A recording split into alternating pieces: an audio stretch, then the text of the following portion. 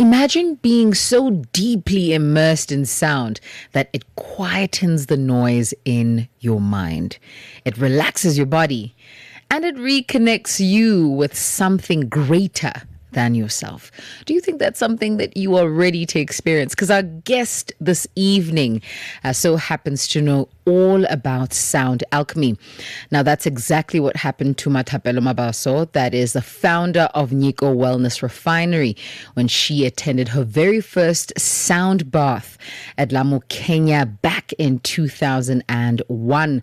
Now, today, Mathapelo blends ancient healing practices with modern sound therapy using vibrations, rhythm, and frequency from the drum to guide our sound journeys. And this may sound very confusing or perhaps very hairy-fairy, and you're saying, Sheila, what is this about? Let me introduce Mathapelo so that she can walk us through the realities of the importance of such therapy and why we should actually get into it. Mathapelo, thank you so much for joining us. Welcome to African Diaries. Hi, Sheila. Thank you so much for having me on the show. It's quite an honor. Thank you. Mathapelo, I heard about a sound bath and I was like, wait a minute. Because, a bath, there must be a thing that can encapsulate the volume of whatever it is you're going to soak in, right? Yes. Sound is all around us. How do you bath in sound? What does that practically mean? Well, that's a very good question. If you think about it, the sound waves is what you are bathing in. Hence, we call it a sound bath. So a sound bath is just a deep meditative experience that you get into. So the participants would arrive wherever I'm holding space, whether it be at a studio, and they would literally be immersed in the different sounds.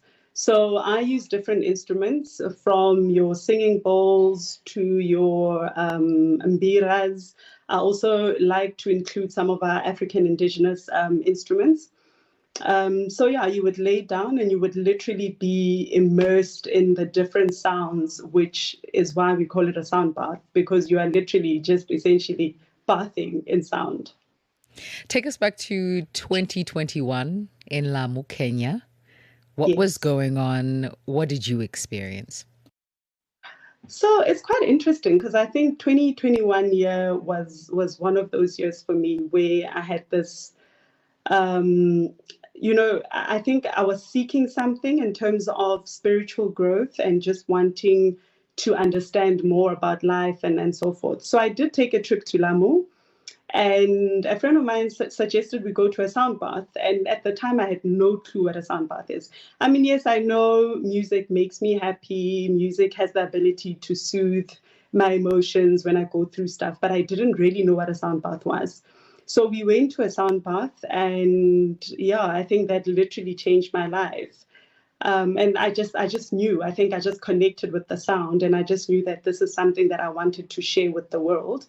So in the same year, I then came back to South Africa. I came back to South Africa from Lamu, and I just happened to go through this initiation process, right, where I became Nguni shaman. And in that process, also the drum was very central to my healing. And I think it was also, at this moment where I realized this is something that truly resonates with me. And if it does resonate with me, I'm sure it does resonate with quite a few people. So I did a bit of research. And when I came out of initiation, I moved countries to Amsterdam. And this is where I studied sound healing. And this is where I became a certified sound alchemist.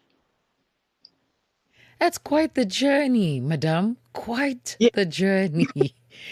First of all, let's backtrack. What is a Nguni shaman? Nguni shaman is what you would call a sangoma, right? So if you think about it, the drum in Zulu is called ngoma, and the dance as well that we do as shamans, as Nguni shamans, is called ingoma. So a song is also ingoma, right? So music is something, or rather sound is something that has the ability to bring vibrancy in our bodies and to actually heal the body.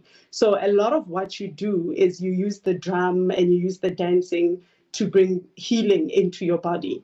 So Yeah. So it's just quite interesting how everything connects, you Yeah, know? sure. Let's talk about sound and spirituality, right? I think it's pretty interesting that you went from a sound bath, deepened your spiritual journey, and then went on to go and find how sound intertwines with healing, which directly connects to spirit. How do sound and spirit meet worlds? It's quite an interesting one because I think as African people, we've always known that sound has the ability to heal, and not only as African people, I think globally so. We've always known that, you know, when we sing when we are happy, we sing when we are sad, we sing when there's a king that's being installed, we sing, you know, so we've always understood that sound is not just something that we do for fun, but it's something that deeply connects with us as a people. So sound and spirituality, they do combine in ways that I think are unimaginable. So, I mean, I think as an African person, I've always known that sound, there's something deeper and more spiritual about sound. And also, I think as people, we also forget that sound has the ability to also release trauma from our nervous system because that's where we store a lot of trauma. So, I mean, it's something that's deeply spiritual and something that I know for one, you know, truly aligns me when I do need the alignment. Does it matter what kind of sound, Mathapelo? Like, is it important that we gauge the instrument that produces the sound? I'm trying to understand if sound generally can heal, or if there's specific sounds that we need to hear, specific frequencies and vibrations. Yeah. So with let's say if I'm using my crystal bowls, because I do use crystal bowls as one of the things that I use, right? There's different crystal bowls. So you would have the G note, you would have the F note. So the different notes talk to the different energy centers in our bodies. So if you look at the bigger bowls, they would talk to more your root, what they would call a root chakra, which is your energy center that aligns more to do it. It has more to do with anxiety and all of that stuff. And then you've got the smaller bowls, which then work more on your upper chakras, like your crown, your third eye. So there is a method to the madness in a sense that the different instruments do different things. I mean, if you talk to the drum, or you're talking about the drum has the ability to heal the heart. So it's known that the drum, you know, talks more to the F note, which is more to do with your heart chakra. You know, it helps us with the ability to be able to not only receive love, but to also be able to give love and to also be able to forgive. Yeah, so that speaks more to the heart chakra. So it just depends. If you look at the mbira, for instance, is what they used to use in Zim. You know, they used to use it for specific ceremonies and for specific rituals. And not anyone can play it. They used to have like a specific person that's gifted to do that, who has a calling. So the different instruments do different things, and they do talk to different energy centers within your body. You know, Mathapelo, as we're talking right now, I'm thinking, what energy center does Amapiano speak to? Because there's a lot happening there. Hmm. There's a lot of locked drums. There's everything happening at the same time. Can sound be destructive?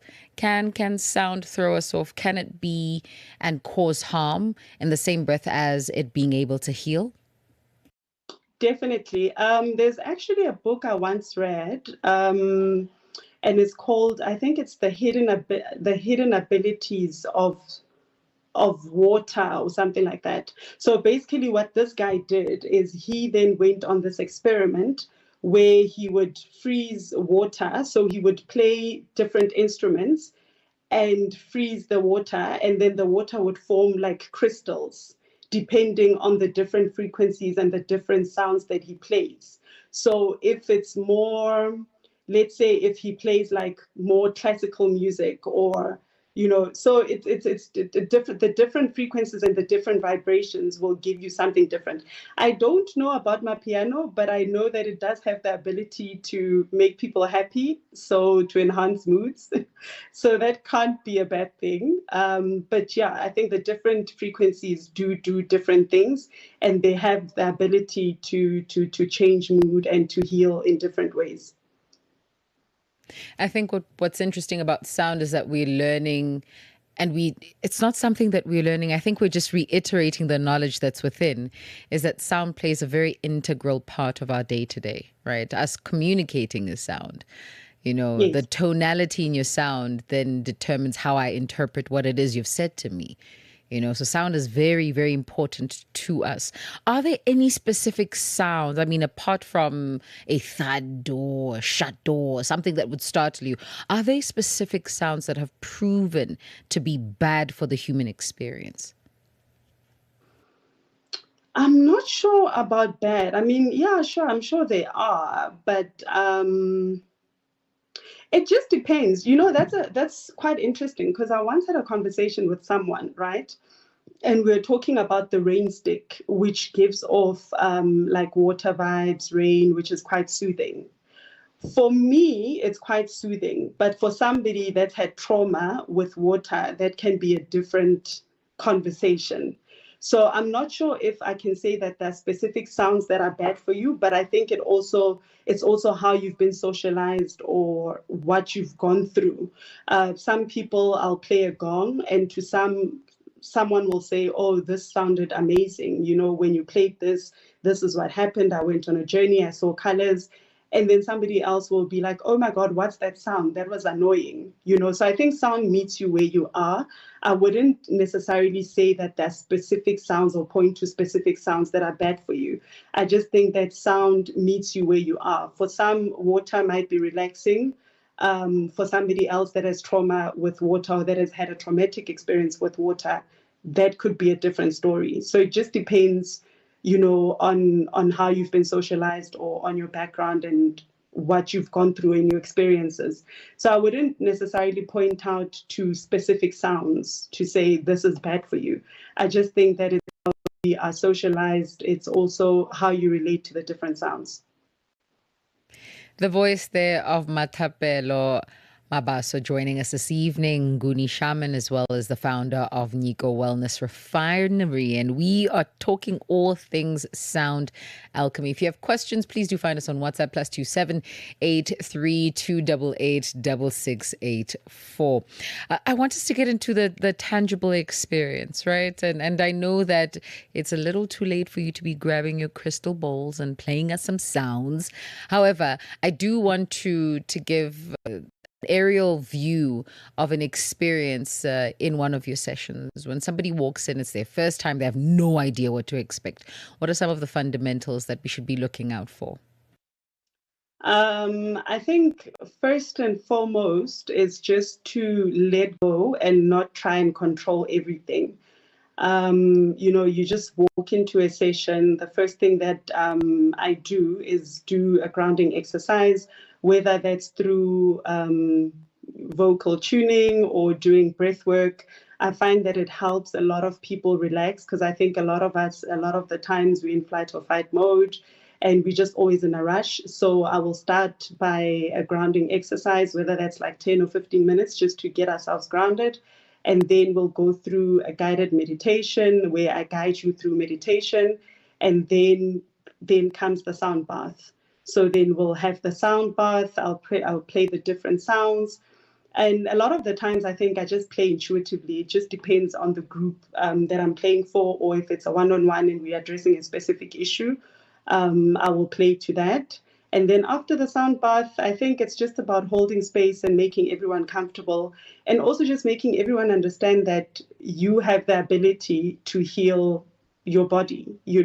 I'm just there to hold space for you for the healing to happen. So you just need to give yourself permission to allow yourself to heal and to get into the moment and just appreciate the different sounds.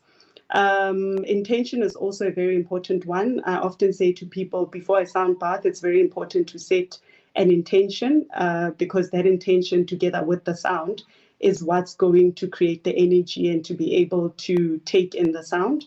So yeah, I mean, I talk people through setting an intention. I help them to set an intention, and then yeah, I think a lot of it is just letting go of control and just enjoying and just being in the present moment. And the beauty about it is that I guide you through it. So yeah, and then after we go on a journey, and then we come back, Yeah. and everyone is feeling zen.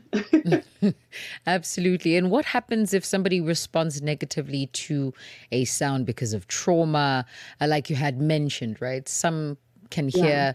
hear rain, and that's associated with a traumatic experience. How do you then navigate that? I think it's also about trusting yourself and know that this person is also trusting you with that energy. Fortunately, I'm a trained healer, so I'm able to then deal with each situation as it arises. Luckily, I haven't had a lot of those, so I've had beautiful experiences. But I mean, I've had a few, and we were able to deal with it. Nothing too hectic, but it's just also in trusting and allowing the experience, you know, and allowing yourself to let go and giving permission to yourself to let go. So yeah, if there are any incidents or anything that happen, I'm always there to walk you through it. But I haven't really had like an experience where it was really, really bad. I mean, it's usually just, oh, you know, the sound is annoying. I didn't know what that was. But yeah, I mean, I don't think I've had an experience where somebody acted out or they weren't feeling well or whatever. But I mean, if they do, I'm always there to guide them through the process. And quite often it's just assuring them and making sure that they know that they're safe, and just holding their hand through it. Mathapelo, you emphasize the importance of being immersed in nature, right? And we all know that nature has its healing powers, it has its healing and restorative atmosphere. I want to question sound baths and meditation in the city, in the hustle and the bustle of a busy Johannesburg. You know, is it Yeah. possible for someone to center themselves with a car hooting and the next door neighbor having a fat chat and you being able to hear them, and then downstairs someone is playing with the lift? Like, can you still come to center and center yourself through this experience of sound baths? Look, you can, and hence the grounding before the sound bath is important. Hence the meditation before the sound bath is important. Um, I mean, fortunately for me, I think the studios that I normally choose are in quiet areas, and also the sounds that I use mimic nature. So with a rain stick that mimics rain. You know, when it comes to traffic, I think it's something that we can't run away from. But fortunately, I schedule my sound baths so that there is less of that. And the studio that I use, I mean, it's quite, you know, I don't know, like it's there isn't much noise per Yeah. se. But the grounding is important. I think the guided meditation is important because what happens is that once you get into that state, then you allow yourself to, you know, be present in the moment and to actually leave everything behind. So I think, yeah, that's very important. I think the grounding, the guided meditation, and just getting into it and into the present moment and just leaving everything outside helps. Sure. And Matapila, for those who are still on the fence, you know, they're sitting there saying, yeah, I don't know. I feel like if I listen to my Beyonce and my power triple play on my phone, I'll be okay. I'll be able to suppress, or perhaps I'll even feel like I'm healed from whatever's nagging me, bothering me. What would you say to them as a word of counsel? I think with sound healing is more than just music, right? I think we all love music, and I think music does have a space in our hearts. But with us, with sound healing, it's different. It's not just music. It's channeling energy with the intention to create healing experiences. So it's different from just listening to music and just having a good time. That's good to enhance your mood, I guess. But a sound healing experience, it's different. Like I said, it's energy, it's intention combined with the sound. So there is an intention behind it. So yeah, there's nothing wrong with listening to your Beyonce, but it's also, I think, it would be worth your while to experience this and see how you feel. Yeah. For those who do want to get a hold of you, Mathapelo, where do we find you? What's the social media handle? What's the website? The social media handle, it's Instagram. I'm on Instagram. It's called Nyiko Wellness Refinery. Yeah. Nyiko spelled Nyiko Wellness Refinery. Yeah. And then the website is nikowellness.com. Lovely. We cannot wait to experience some of your offerings. Mathapelo, thank you so much for joining us this evening. Thank you, Sheila. I can't wait to hold space for you, and hopefully we'll see you soon in our studios. Absolutely. The voice there of the founder of Nyiko Wellness Refinery, as well as Nguni Shaman, that is Mathapelo Mabaso.